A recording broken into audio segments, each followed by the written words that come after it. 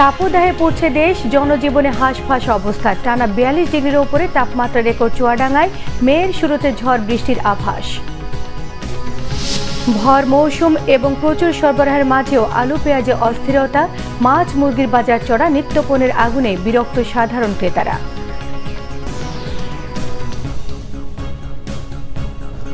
দেখছিলেন বিআরবি কেবল সংবাদ শিরোনাম, এবারে পুরো সংবাদ।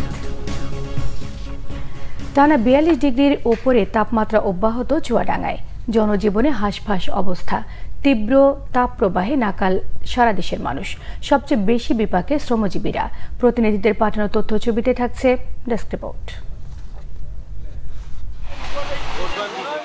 তপ্ত রোদে পুড়ছে চারপাশ, তীব্র গরমে অস্বস্তি বেড়েই চলেছে।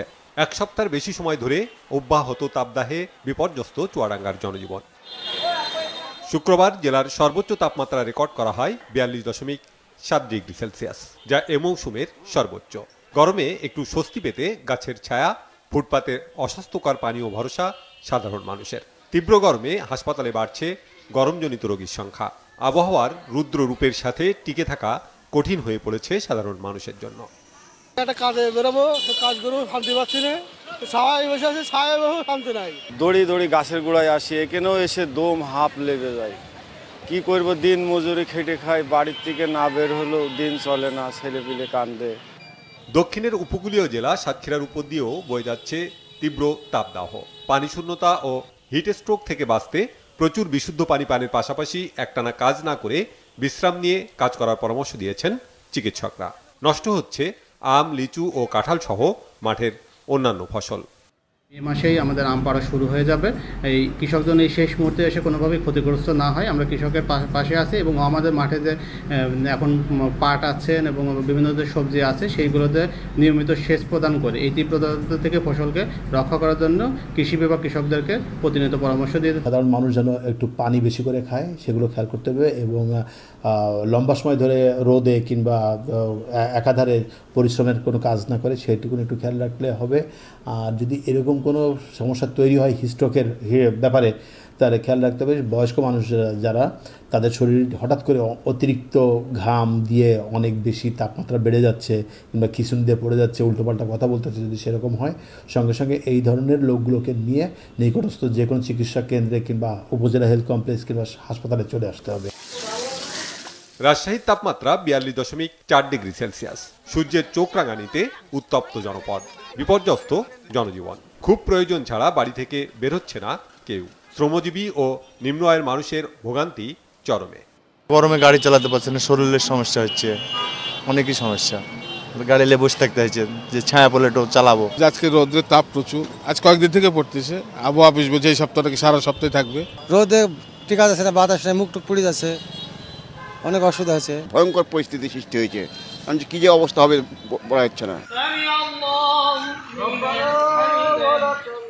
এদিকে এক পশলা বৃষ্টির জন্য হাহাকার করছে দেশের মানুষ। বিভিন্ন জায়গায় আজও মুসল্লিরা আদায় করেছেন ইস্তিসকার নামাজ।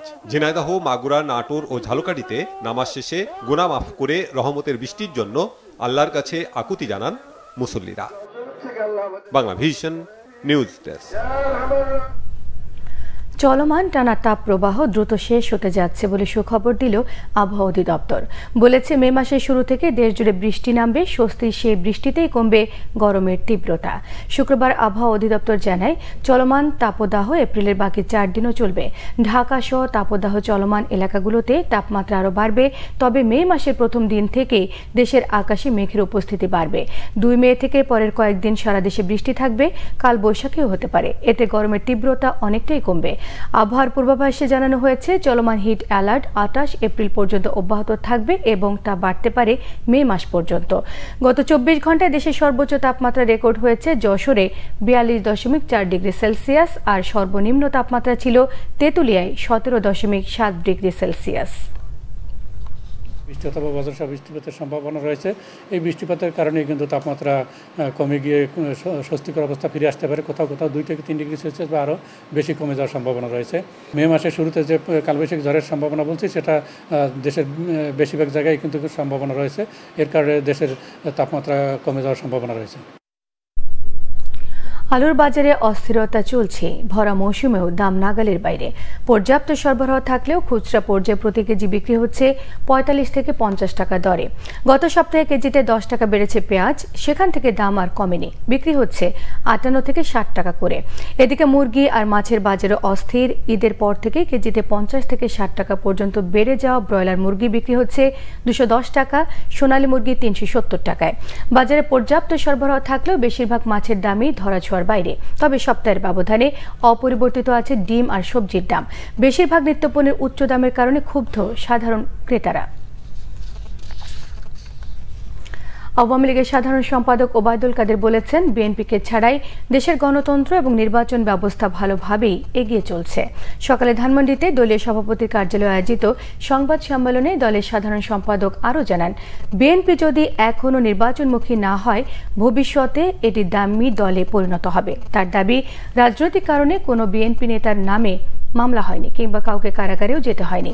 বাংলাদেশের উন্নয়নের প্রশংসা করে পাকিস্তানের প্রধানমন্ত্রী শাহবাজ শরীফের সাম্প্রতিক বক্তব্য উদ্ধৃত করে তিনি অভিযোগ করেন, এত কিছু সত্ত্বেও দেশের উন্নতি চোখে পড়ে না বিএনপি নেতাদের। বাংলাদেশের মানবাধিকার পরিস্থিতি নিয়ে যুক্তরাষ্ট্রের সাম্প্রতিক বিবৃতির জবাবে ওবায়দুল কাদের বলেন, দেশটির উচিত ফিলিস্তিনে ইসরায়েলি আগ্রাসন নিয়ে প্রশ্ন তোলা। অন্য দেশের মানবাধিকার নিয়ে কথা বলা অনেক দূরের কথা। বিএনপি নেতাদের অভিযোগ, পুলিশ দিয়ে বিরোধীদের নির্যাতন করতে পারলেও বর্ডারে বাংলাদেশি হত্যা থামাতে পারে না সরকার। মানুষের পেটের জ্বালা কমাতে পারে না ক্ষমতাসীনরা। দেশ চলছে না জানিয়ে তারা অভিযোগ করেছেন, মেগা প্রকল্পের নামে লুটপাট করে ভারতের সহযোগিতায় নদী ভরাট করে ফেলা হচ্ছে। বিএনপি চেয়ারপারসনের উপদেষ্টা জয়নুল আবদিন ফারুক জানান, ভারতের ৫২৭ পণ্যের মধ্যে বিষক্রিয়া পাওয়া গেছে। দুটি ওষুধে ক্যান্সারের উপাদান আছে। ভারতের আধিপত্যবাদ আগ্রাসনের বিরুদ্ধে অবস্থান নিতে প্রস্তুতি নিচ্ছে বাংলাদেশের মানুষ। সীমান্ত হত্যা বন্ধের দাবিতে জাতীয় প্রেস ক্লাবের সামনে আয়োজিত অবস্থান কর্মসূচিতে তিনি প্রশ্ন করেন, ভারত বন্ধু হয়ে থাকলে সীমান্তে এখনো গুলি কেন? এদিকে ঢাকা মহানগর দক্ষিণ বিএনপির আহ্বায়ক আব্দুস সালাম জানান, বাংলাদেশের মানুষ গণতন্ত্রের জন্য লড়াই করছে, অথচ প্রজাতন্ত্রের কর্মচারী আর ভারতের সহযোগিতায় দেশের মানুষকে শাসন করছে ক্ষমতাসীনরা। তিনি জানান, ষড়যন্ত্র করে আওয়ামী লীগ ক্ষমতায় গেছে, বিএনপি ষড়যন্ত্রে বিশ্বাস করে না। পরে পথচারী, শ্রমজীবী, মেহনতি মানুষের মধ্যে স্যালাইন, পানি বিতরণ করেছেন ঢাকা মহানগর দক্ষিণ বিএনপির নেতাকর্মীরা। পাবনায় ১০ কোটি টাকা অনিয়মের অভিযোগে অগ্রণী ব্যাংক কাশীনাথপুর শাখার ব্যবস্থাপক সহ ৩ জনকে আটক করেছে পুলিশ। মধ্যরাতে তাদের ৩ জনকে আটক করা হয়। পুলিশ জানায়, বৃহস্পতিবার অগ্রণী ব্যাংকের রাজশাহী বিভাগীয় অফিস থেকে ৫ সদস্য বিশিষ্ট অডিট টিম সাথিয়ার কাশীনাথপুর শাখায় অডিটে যান। অডিটে ১০,১৩,৬২,৩৭৮ টাকা আর্থিক অনিয়ম ধরা পড়ে। এই বিষয়ে ওই শাখার ব্যবস্থাপক Harun bin Salam, cash officer Subrata Chakraborty, senior officer Abu জাফরকে অভিযুক্ত করে সাথিয়া থানায় অভিযোগ দেয় অডিট টিম। আর্থিক অনিয়মের অভিযোগে ৩ জনকে আটক করে পুলিশ। অভিযুক্তদের আজ আদালতে তোলার কথা রয়েছে। পরবর্তীতে দুদক এ বিষয়ে আইনগত পদক্ষেপ নেবে বলে জানিয়েছে পুলিশ। দেশের বিভিন্ন জায়গার আরও কিছু খবর নিয়ে এখন থাকছে একটি ডেস্ক রিপোর্ট।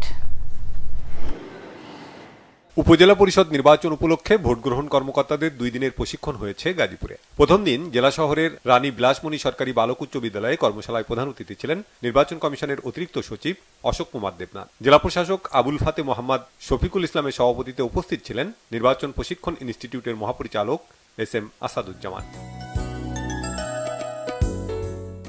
নদী, খাল, বিল দখল ও দূষণের প্রতিবাদে মানববন্ধন হয়েছে নওগাঁয়। সকালে শহরের মুক্তির মোড় কেন্দ্রীয় শহীদ মিনারের সামনে সড়কে সামাজিক সাংস্কৃতিক সংগঠন ২১শে পরিষদ, পরিবেশ আন্দোলন বাপা ও গ্রিন ভয়েসের ব্যানারে এই মানববন্ধন হয়। বক্তারা বলেন, নওগাঁর আলতাদিঘি জাতীয় উদ্যানে আগুন লাগিয়ে উদ্ভিদ ও ধানসুরা বিলের পদ্মফুল ধ্বংস এবং বিভিন্ন নদী, খাল, বিল প্রতিনিয়ত দখল করা হচ্ছে।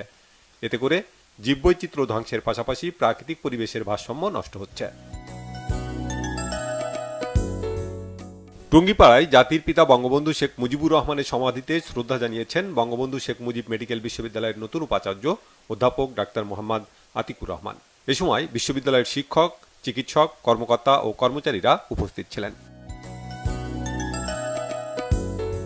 এফডিসিতে সাংবাদিকদের উপর হামলার প্রতিবাদে মানববন্ধন হয়েছে টাঙ্গাইলে। জেলা প্রেস ক্লাবের আয়োজনে মানববন্ধনে বক্তব্য রাখেন টাঙ্গাইল প্রেস ক্লাবের সভাপতি অ্যাডভোকেট জাফর আহমেদ সহ অন্যরা। হামলায় জড়িতদের দৃষ্টান্তমূলক শাস্তির দাবি জানান বক্তারা। গরমে একটু স্বস্তি দিতে পথচারীদের মাঝে লেবু শরবত বিতরণ করা হয়েছে মাদারীপুরে। সদর উপজেলার ঘটমাঝি ইউনিয়নের টুবিয়া বাজারের প্রধান সড়কে পথচারী, গাড়ি চালক ও হেলপার, ইজি বাইক, রিক্সা, ট্রাক, পিকআপ ভ্যান, মোটরসাইকেল সহ রাস্তায় চলাচলরত সকল যানবাহন থামিয়ে শরবত দেন স্থানীয় কয়েক তরুণ। শ্রমজীবী ও পথচারীদের মাঝে স্যালাইন ও শরবত বিতরণ করা হয়েছে ঝিনাইদহেও। একটি স্বেচ্ছাসেবী সংগঠনের পক্ষ থেকে উপজেলার কাতলাবাড়ি বাজার সহ সারুটিয়া ইউনিয়নের বিভিন্ন জায়গায় জুস ও কোমল পানীয় বিতরণ করা হয়। গাইবান্ধার গোবিন্দগঞ্জে অ্যাসিডে ইউপি সদস্যের শরীর ঝলসে দেওয়ার ঘটনায় মামলা না নেয়ার প্রতিবাদে সংবাদ সম্মেলন করেছে কাটাবাড়ি ইউনিয়ন পরিষদের সকল সদস্যরা। শুক্রবার সকালে ইউনিয়ন পরিষদের চেয়ারম্যানের কার্যালয়ে সংবাদ সম্মেলনে লিখিত বক্তব্য পাঠ করেন কাটাবাড়ি ইউপি চেয়ারম্যান জুবাইর হাসান শফিক মাহমুদ গোলাপ। থানার ওসির পক্ষপাতমূলক আচরণের অভিযোগ করা হয় সংবাদ সম্মেলনে।